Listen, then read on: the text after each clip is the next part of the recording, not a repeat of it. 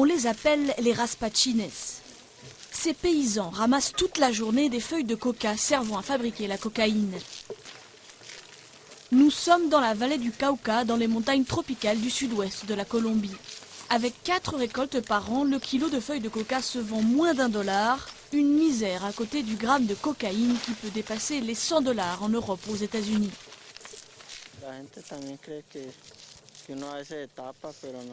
C'est difficile, les gens pensent qu'on se fait un max de fric.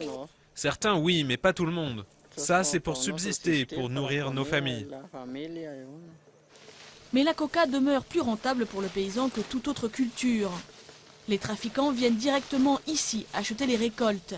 Les raspachines peuvent gagner $22 chaque soir, soit le double du salaire minimum journalier en Colombie. De quoi convaincre les adolescents de déserter cet établissement scolaire. Beaucoup d'étudiants doivent travailler au champ en parallèle et perdre des semaines de cours. La vallée du Cauca est le royaume de guérillas d'extrême gauche comme les FARC et de groupes criminels qui participent de plus en plus au trafic de drogue après 50 ans de conflit avec les autorités de Bogota. La présence de l'armée s'est renforcée et les combats sont fréquents. Parfois, ils se mettent à se battre et il faut partir en courant. À quelques mètres de là, un laboratoire artisanal. Ici, la chaleur est étouffante. Après avoir fait macérer les feuilles de coca dans de l'eau, du ciment et du sel, ces ouvriers de la drogue écrasent pendant des heures, ce qui donnera une pâte ensuite vendue aux trafiquants.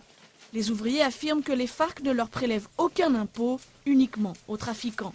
On n'a jamais eu de problème avec la guérilla. En fait, ils ne se mêlent pas de nos affaires. En revanche, ils en veulent au gouvernement qui a intensifié sa lutte contre la culture de coca ces dernières années avec l'aide des États-Unis.